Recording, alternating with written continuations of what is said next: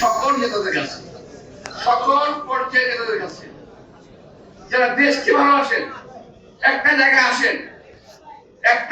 আসেন, যে জায়গায় গেলে পরে এই দেশটার উন্নতি হবে, দেশের মানুষের উন্নতি হবে। এইভাবে বড় বড় সমাবেশ করে মানুষের কাছে ভুল বার্তা পৌঁছাবেন না।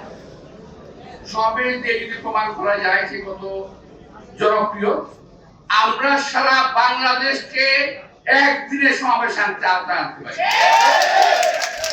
সারা বাংলাদেশ একদিনে সমাবেশ করবে,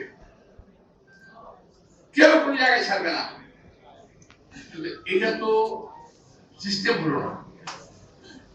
তো সুতরাং আমি সবাইকে অনুরোধ জানাবো, এই সমস্ত একজন এই সমস্ত আউল ফাউল কথাবার্তা বলেন না, কেউ মনে করবেন না সুফি চেহারার লোক হলেই সুফি হয়ে যাবেন, সুফি না। আপনারা এই সমস্ত কথাবার্তা বলে দেশবাসীকে বিভ্রান্ত করবেন না। পিআর সিস্টেম না হলে নির্বাচন হতে দেওয়া হবে না, স্থানীয় সরকার আগে না হলে নির্বাচন দেওয়া হবে না, বিচার না হলে আগে নির্বাচন দেওয়া হবে না। আরে ভাই, আমাদের না বলার জন্য বলা হয়েছে নাকি? আর আমরা বিএনপি যদি বলি হবে হবে এবং হবে,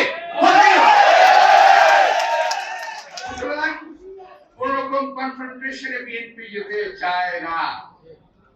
আমরা 17 বছর রাজপথে যুদ্ধ করেছি, আমরা রাজপথে আর যুদ্ধ করতে চাই না। আমরা আমার ভাইয়ের সঙ্গে যুদ্ধ করতে চাই না, আমার বন্ধুর সঙ্গে, দেশের মানুষের সঙ্গে যুদ্ধ করতে চাই না। আমরা চাই এই দেশের শত্রু যারা আছে তাদের বিরুদ্ধে ঐক্যবদ্ধ হয়ে এই দেশটাকে সুন্দর এবং সামরিক ভাবে গড়ে তুলব।